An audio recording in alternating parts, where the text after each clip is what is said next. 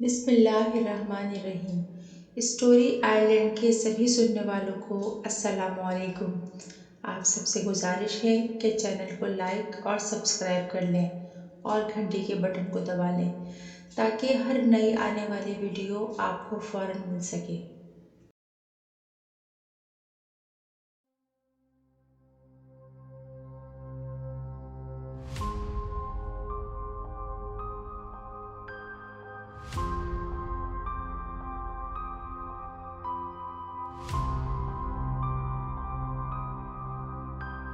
सब्जियां तोड़ने में फिर उनको टोकरी में एहतियात से रखने में उसको 2 घंटे से ज़्यादा लग गए। कुछ दिन का काम तो समेट लिया। उसने सोचा, चलो बच्चों घर चलें। उसने खेत में भागती अपनी बच्चियों को आवाज़ लगाई, बस अम्मी थोड़ी देर और, उनका भी थोड़ा खेलने का इरादा था।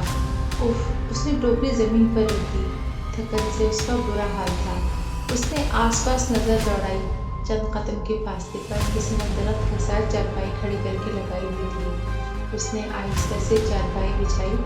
चलो मैं ज़रा कमर सीधी कर लूँ। चारपाई पर दराज होकर उसने अपनी चादर अच्छी तरह ओढ़ ली। गाँव की अखलौती मस्जिद से मगरिब की अजान की आवाज़ उसके कानों में पड़ी तो वो घबरा कर उठ बैठी। ओह, इतनी देर हो गई, मुझे पता भी नहीं चला। हर तरफ अंधेरा फैलने लगा था। अस्मा सीमार, उसने बच्चियों को आवाज़ लगाई। वो दोनों अपनी हम उम्र सहेलियों के साथ बरामद हो गई। कितनी देर हो गई, मुझे उठाया क्यों नहीं? अब जल्दी घर चलो, खाना भी तैयार करना है। बच्चियों ने अपनी सहेलियों को अलविदा किया। उसने अपनी टोकरी सर पर रखी और तीनों खेतों से गुजरती अपने घर लौट आई। लौट कर वो तेज़ी से खाना बनाने में लग गई। सुबह सब्जियां मीरा के घर पहुंचा दूंगी, उसने प्रोग्राम बनाया। सब्जियां काश्त करना, कुछ अपने इस्तेमाल को रखना और कुछ फरोख्त कर देना उसका छोटा सा बिजनेस था। उसके और उसकी बच्चियों के कुछ अखराजात पूरे हो जाने थे। वैसे तो उनके अखराजात न होने के बराबर थे। गाँव की इंतहाई सादा, कनात, शुक्रदामन जिंदगी। ये 2 कमरों और सहन पर मुश्तमिल छोटा सा घर उसका अपना था और घर से थोड़ा दूर नहर किनारे छोटा सा ज़मीन का हिस्सा भी उसकी मिल्कियत था, जिस पर उसने मुख्तलिफ सब्जियां काट कर छोड़ी थी। अपना थोड़ा बहुत खर्चा वो कपड़े सिलाई करके भी पूरा कर लेती थी।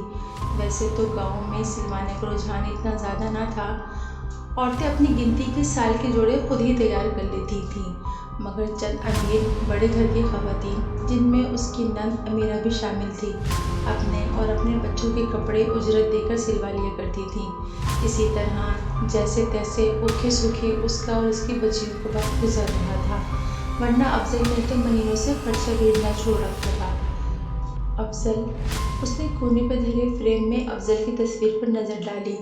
खूबसूरत, कम उम्र अफजल, उसकी शादी की तस्वीर थी। 22 साल अफजल और 17 साल नाज़मीन, खूबसूरत, हसीन, गोरी चिट्टी नाजुक। खेतों में काम करके भी उसकी मक्खन जैसी रंगत ज़रा न बदली थी। लंबे काले बाल कमर तक आते थे। साबिर, खिदमत गुजार, मगर न जाने क्या बात हुई कि नाज़मीन कभी अफजल के दिल को ना भा सकी। शायद अफजल पर अपने नाम का बहुत ज़्यादा असर था। वो खुद को न जाने क्या समझता था, वरना उसके छोटे भाई अनवर और बहन अमीरा तो बहुत सीधे लोग थे। हालांकि अमीरा गांव के सबसे अमीर घर में ब्याही गई थी। उसके घर में टीवी फ्रिज तक था। अपनी बड़ी भाभी नाज़मीन को सर पर बिठाती उसकी बड़ी इज्जत करती थी। उसका देवर अनवर अफजल की तरह इंटर पास था। वो भी गाँव में नौकरी करता था। उसके बीवी बच्चे उसके साथ रहते थे और वो उनसे बहुत मोहब्बत करता था, जैसे कि उनका हक था, जैसे हर बीवी बच्चों का होता है। आटा गूंदने और रोटी डालते नाज़मीन न जाने क्या सोचने लगी। अफजल उसकी सगे ताया का बेटा था।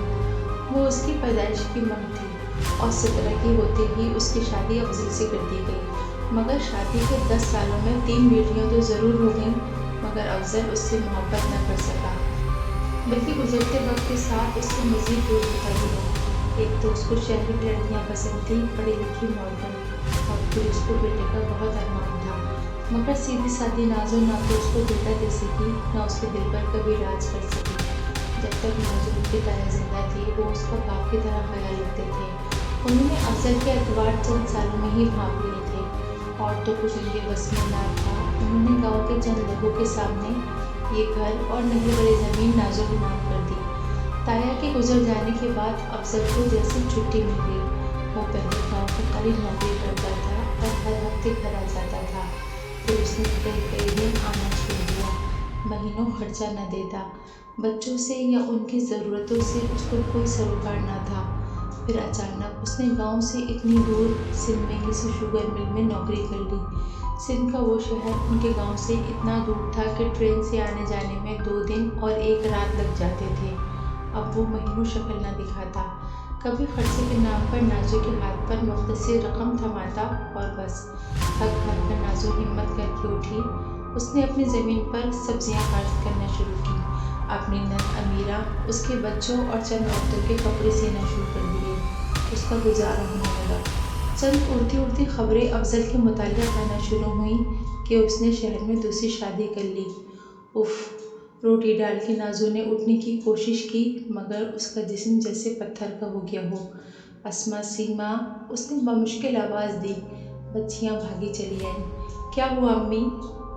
نازو کے کندھے اتنے بھاری ہو گئے تھے جیسے ان پر منو بوجھ ڈال دیا ہو۔ بچیاں اس کو تقریباً گھسیٹتی کمرے میں لے گئیں اور بستر پر لٹا دیا۔ اپنی حالت اس کی سمجھ سے باہر تھی۔ یہ مجھے آج کیا ہو گیا ہے؟ اس نے سوچا۔ اگر مجھے کچھ ہو گیا تو میری بیٹیوں کو کون دیکھے گا؟ اس خیال نے اس کی جان نکال دی۔ نہ جانے کب اس کو نیند نے آ لیا۔ صبح اس کی سائمہ بیٹی اپنی پھپھو امیرہ کو بلا لائی۔ کیا ہوا بھابھی، خیر تو ہے؟ امیرہ پریشان ہو گئی۔ پتہ نہیں۔ نازو کی آنکھوں سے آنسو بہہ نکلے۔ کل کھیت میں سبزیاں توڑنے میں دیر ہو گئی۔ واپس آئی تو جسم اتنا بھاری ہو گیا کہ کیا بتاؤں، ہلا تک نہیں جا رہا۔ فکر نہ کر بھابھی، میں تجھے حکیم صاحب سے دوا لا کر دیتی ہوں، اچھی ہو جائے گی، گھبرا نہیں۔ امیرہ اسے تسلی دے کر چلی گئی۔ پھر وہ حکیم سے دوا لائی، نازو کے کندھوں کی مالش بھی کی اور اس دن اس کے گھر کی ہانڈی روٹی بھی امیرہ نے ہی کی۔ آہستہ آہستہ 2-1 دن میں نازو کی طبیعت سنبھل گئی۔ پھر ایک دن وہ اس دن خود کو بہت بہتر محسوس کر رہی تھی۔ اچھی طرح نہا کر کپڑے بدلے، بالوں میں کنگھا کیا۔ صحن میں شام اتر آئی تھی، جاتی گرمیوں کی خوبصورت دن تھی۔ موسم بہت خوبصورت رہتا تھا۔ تینوں بچیاں ستارہ پڑھنے گئی ہوئی تھیں کہ دروازے پر دستک ہوئی۔ ارے! اس کو حیرت ہوئی۔ آج اتنی جلدی واپس آ گئی۔ اس نے دروازہ کھولا مگر بچیاں نہیں، دروازے پر وہ کھڑا تھا۔ آپ؟ وہ حیران رہ گئی۔ اتنے مہینوں کے بعد اچانک اندر آنے کو نہیں بولو گی؟ وہ مسکرایا اتنے پیار سے کہ اس کو اپنی آنکھوں پر یقین نہ آیا۔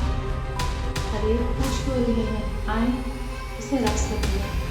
وہ اس کے پیچھے پیچھے اندر چلا آیا۔ آپ کھانا کھائیں گے؟ نکالوں؟ اور کوئی بات نہیں سوچی تو اس نے گھبرا کر پوچھا۔ شادی کے 10 سالوں میں کبھی اس نے اور افضل نے ایسی باتیں نہیں کی تھیں جیسے عام میاں بیوی اپنا دکھ سکھ کرتے ہیں، صبح سے شام تک کی مصروفیات ایک دوسرے کو بتاتے ہیں وغیرہ۔ افضل اس سے بہت کم بات کرتا تھا، صرف ضرورت کی۔ اس کو تو اکثر سمجھ ہی نہ آتا کہ وہ اس سے کیا بات کرے۔ وہ آہستہ آہستہ اس کی موجودگی سے گھبرانے لگتی۔ اس کا ہر وقت خراب موڈ اس کو ڈرانے لگا تھا۔ وہ بچیوں سے بھی پیار سے بات نہ کرتا تھا بلکہ اکثر ان کو دھڑک دیتا، مگر آج وہ نہ جانے کیوں بہت خوش تھا، بات بے بات مسکرا رہا تھا، اس کو چھیڑ رہا تھا۔ یہ لال جوڑا کیوں پہنا ہوا ہے؟ افضل نے بہت پیار سے پوچھا۔ تمہیں الہام تو نہیں ہوا تھا کہ میں آنے والا ہوں؟ وہ حیرت سے اس کو دیکھ کر رہ گئی۔ یہ وہی افضل ہے؟ آج سورج کہیں اور سے تو نہیں نکلا؟ بچیاں گھر آئیں تو وہ بھی کچھ حیران اور کچھ خوش ہو گئیں۔ ابو جی، آپ تو سویرے والے ٹرین سے آتے ہو نا، آج شام میں کیسے آئے؟ انہوں نے پوچھا۔ اصل میں آج میں بس سے آیا ہوں، نئی بس سروس شروع ہوئی ہے، جلدی پہنچا دیتی ہے، اس نے وضاحت دی۔ آپ کوئی سامان بھی نہیں لائے؟ آپ کے کپڑے وغیرہ؟ میں اصل میں آفس کے ضروری کام سے قریب شہر میں آیا تھا، تمہاری یاد آئی تو ملنے آ گیا، افضل نے شرارت سے اس کے قریب ہوتے ہوئے کہا۔ اس رات افضل بہت دیر تک جاگتا رہا تھا۔ شادی کے بالکل شروع ہونے کے علاوہ نازو کو کبھی یاد نہیں پڑتا کہ افضل نے کبھی اس سے اتنی دیر تک جاگ کر باتیں کی ہوں، وہ بھی پیار بھری باتیں، وہ جیسے کوئی خواب دیکھ رہی تھی، خوبصورت خواب۔ دوسرے دن وہ دیر تک پڑی سوتی رہی۔ ایسا کبھی نہیں ہوتا تھا کہ پورا ذہن دھوپ سے بھر جائے اور وہ سوتی رہ جائے۔ شاید کل پوری رات جاگنے کا اثر تھا۔ अम्मी, साइमा ने पुकारा। अब्बू जी कहाँ हैं अम्मी? हैं? वो हैरान हो गई। क्या घर में नहीं है? नहीं तो, वो तो सुबह से नहीं है। क्या वापस चले गए? तो क्या अफजल वापस चला गया? उसको बताया भी नहीं। शायद उसको उठाना मुनासिब न समझा हो। वो सोच कर रह गई। उस रात ने कई दिन जैसे नाजो के नशे में रखा, मगर दिन पर दिन गुजरते गए पर अफजल ने कोई लाभ नहीं किया। फिर एक दिन उसकी तबीयत बिगड़ गई, उल्टी पर उल्टी, चक्कर पर चक्कर। वो बुरी तरह घबरा गई। क्या फिर से तुम? तीनों बच्चियाँ थोड़ी समझदार हो गई थी, अपना काम खुद करने लगी थी। ऐसे में फिर छोटा बच्चा, और अब तो वो खेतों में काम करती थी, सिलाइयाँ करके थक जाती। अब वो कैसे इतनी मुशक्क़त उठाएगी, वो सोचकर हलकान हो रही थी। मगर एक प्यारा सा ख्याल उसके जहन से टकराया। हो सकता है इस बार बेटा हो जाए। अफजल को कितना अरमान है बेटे का, और उसके बुढ़ापे का सहारा बन जाएगा। वो मुतमईन हो गई। वक्त का क्या है, गुजर ही जाएगा। जहाँ 3 बच्चियाँ पैदा की हैं, एक और से ही। मगर गुजरते दिनों ने साबित किया कि सब इतना आसान ना था। तबीयत तो उसकी तीनों बच्चियों की मरतबा भी बहुत ख़राब रही थी। पूरे 9 महीने उल्टियाँ जान नहीं छोड़ रही थी, मगर इस मरतबा तो जैसे जिस्म में जान ही ना रही थी। वो तो जैसे उठने तक से मोहताज हो गई थी। घर के काम तो जैसे तैसे बच्चियाँ कर लेती थी, मगर सिलाई और फिर खेत, वो बौखला गई। ऊपर से अफजल का कोई पता ना था। उस रात के बाद तो जैसे वो भूल ही गया था कि उसके कोई बीवी बच्चे भी मौजूद हैं। तू फिक्र ना कर भाभी, अमीरा उसको तसल्ली देती। मैं तुझे शहर लेकर चलूँगी, किसी बड़ी डॉक्टरनी से दवा लेकर दूँगी। लगता है इस बार तुझे अल्लाह बेटा दे ही देगा। बेटा, वो सब तकलीफ भूलकर मुस्कुराने लगती। अमीरा उसको शहर तो ना ले जा सकी, मगर बाकायदगी से एक बड़ी रकम उसके हाथ में दबा देती। है अमीरा, ऐसे ना कर, नाजो शर्मिंदा होती। ले भाभी, इसमें क्या है? मुझे नहीं पता कि मेरा भाई तुझे कितना तंग करता है, महीनों खबर नहीं लेता। ये तो मेरा फ़र्ज़ है, वरना अब्बा जी को क्या मुँह दिखाऊंगी। अमीरा आंखों में आंसू भर लाती। मजबूरन नाजो वो मदद ले लेती, क्योंकि इन दिनों उससे बिल्कुल ऊपर के काम नहीं हो रहे थे। उसका जिस्म बेहद भारी हो गया था। वो तो जैसे चलने फिरने से भी मोहताज हो गई थी। इस मरतबा कहीं जुर्मा तो नहीं। उसके कहीं बड़े पेट को देखकर औरतें तबसरा करती। घसीट घसीट कर आखिरकार ये वक्त गुजर ही गया और वो घड़ी आ ही गई। अमीरा हस्बे उसके पास ही ठहरी हुई थी। दर्द शुरू होने पर अस्मा भागकर खैरनदाई को बुला लाई, मगर सारी रात और फिर आधा दिन गुजर गया। नाजो दर्द से निढाल होती रही। दाई कोशिश करके थक गई, मगर बेसुध। लगता है शहर ले जाना पड़ेगा, शायद ऑपरेशन करना पड़े। खैरन ने इतला दी। दर्द से तड़पती नाजो और परेशान हो गई। शहर तो यहाँ से बहुत दूर है, इतना खर्चा, और फिर पीछे बच्चियाँ अकेले इतने दिन कैसे? या अल्लाह तू मदद कर। नाजो ने दिल में दुआ की, और फिर शुक्र है। दाई खैरन की फातिहाना आवाज़ सुनाई दी। मुबारक को बेटा हुआ है। अमीरा खुशी से बेहाल कमरे में दाखिल हुई। मुबारक को भाभी, मैं ना कहती थी, उसने बेहाल पड़ी नाजो से कहा। हैं? उसकी नज़र बच्चे पर पड़ी। इतना सेहतमंद? वो हैरान रह गई। हैरान तो नाजो भी हो रही थी। इतना सेहतमंद बच्चा उसने तमाम उम्र में पहली बार देखा था। जब ये तो इतनी मुश्किल हुई, दाई खैरन ने सोचा। उसके तो वो कपड़े भी नहीं आएंगे भाभी जो हमने तैयार किए हैं। अमीरा ने तबसरा किया। बच्चे के नहाने के लिए पानी गर्म किया गया। अमीरा और खैरन ने एहतियात से बच्चे को गोद में लिया तो उसने आंखें खोल ली। चंद घंटों के बच्चे की आंखों में न जाने क्या था कि दोनों सुन रही थीं। हैरत ज़दा तो नाजो ही हो रही थी। जब तक मस्जिद से चाचा करमदीन को बुलवाया गया ताकि वो बच्चे के कान में अजान दे दें, बच्चा कद में कुछ और बड़ा हो चुका था और आधी चारपाई घेरे हुए था।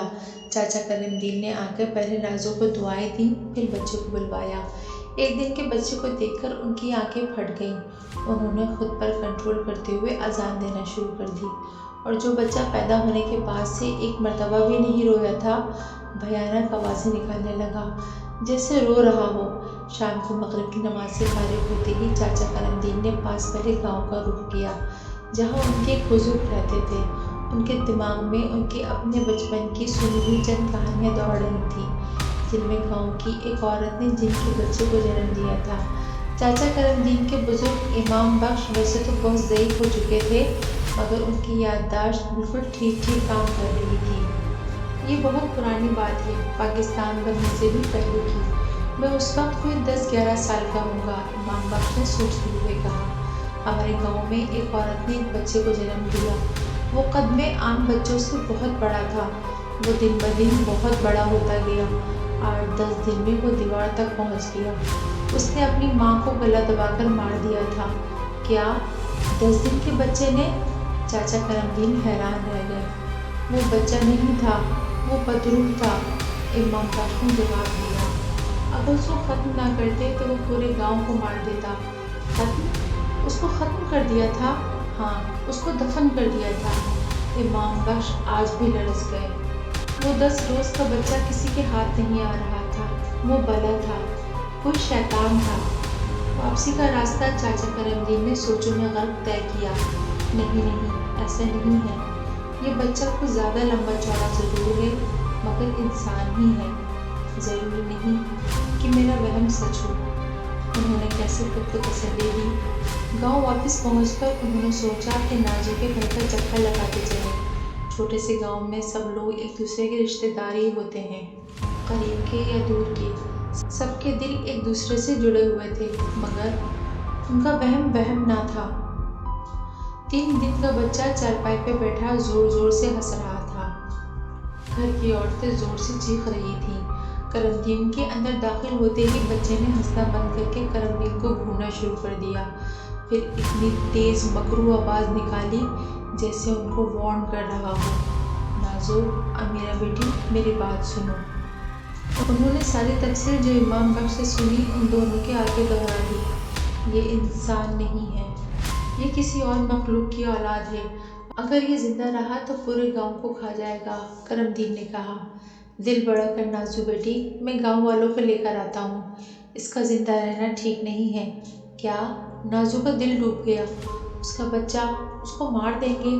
مگر جب اس کی نظر بچے پر پڑی، وہ 3 دن کا بچہ چارپائی کے برابر کھڑا ہونے کی کوشش کر رہا تھا اور اسی کوشش میں انتہائی بھیانک آوازیں نکال رہا تھا۔ نازو چیختی ہوئی کمرے سے باہر نکل گئی۔ جب گاؤں کے مرد چاچا کرم کی ہمراہی میں اللہ اکبر پکارتے گھر میں داخل ہوئے تو کسی خوفناک صورتحال سے نمٹنے کی ضرورت نہ پیش آئی، کیونکہ وہ بچہ پہلے ہی دنیا سے کوچ کر چکا تھا۔ گاؤں والوں کا مشترکہ بیان تھا کہ قبرستان پہنچنے تک بچہ قد اور وزن میں کئی گنا بڑا ہو چکا تھا۔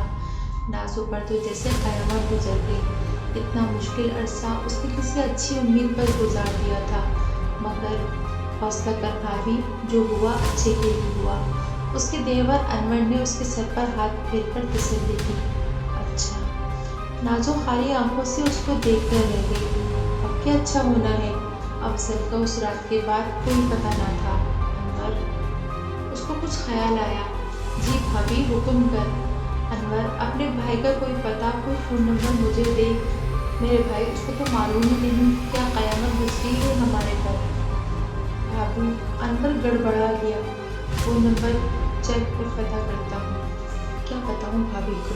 انور سوچ میں پڑا ہوا تھا۔ کوئی آج کی بات نہیں، 2-2.5 سال پہلے اس نے افضل سے سخت لڑائی کے بعد ہر طرح کا رشتہ ختم کرنے کی قسم کھائی تھی۔ ادھر ادھر سے خبریں سننے کے بعد اس نے افضل سے خود بات کرنے کا ارادہ کیا۔ اس کی میل پہنچ گیا تھا، مگر وہاں کی صورتحال ہوش اڑا دینے والی تھی۔ افضل اپنی دوسری بیوی اور بچے کے ساتھ اطمینان سے زندگی گزار رہا تھا۔ انور کے پوچھنے پہ اس نے حتمی انداز میں کہہ دیا تھا کہ وہ نازنین کے ساتھ بالکل خوش نہیں ہے اور وہ شادی صرف اس کے بزرگوں کا فیصلہ تھا، اس لیے اس نے اپنی پسند سے دوسری شادی کر لی ہے۔ خدا نے اسے بیٹا بھی دے دیا۔ اب نازنین یا اس کی بیٹیوں سے اس کا کوئی تعلق نہیں۔ انور نے اس کو بہت سمجھایا کہ بے شک وہ دوسری شادی کر لے، مگر نازو اور اس کی بیٹیوں کا خیال بھی رکھے۔ وہ اس کی اولاد ہیں۔ مگر افضل کسی صورت راضی نہ تھا۔ تو نازنین کو بتا دے کہ میرا اب اس سے کوئی تعلق نہیں، وہ میرا انتظار نہ کرے۔ اگر تیرا بھابھی سے تعلق نہیں تو یاد رکھ، میرا تجھ سے اب تعلق نہیں۔ میرا تیرے ساتھ اب جینے مرنے کا ہر رشتہ ختم سمجھ۔ انور غصے میں بھرا ہوا یہ کہہ کر چلا آیا تھا اور اتنے عرصے میں اس کا افضل کے ساتھ کوئی رابطہ نہیں ہوا تھا۔ جب اس کو اپنی بیوی کی زبانی معلوم ہوا تھا کہ افضل پچھلے دنوں گاؤں اپنے گھر آیا تھا اور نازو امید سے ہو گئی تھی تو اس کو بہت خوشی اور اطمینان ہوا تھا۔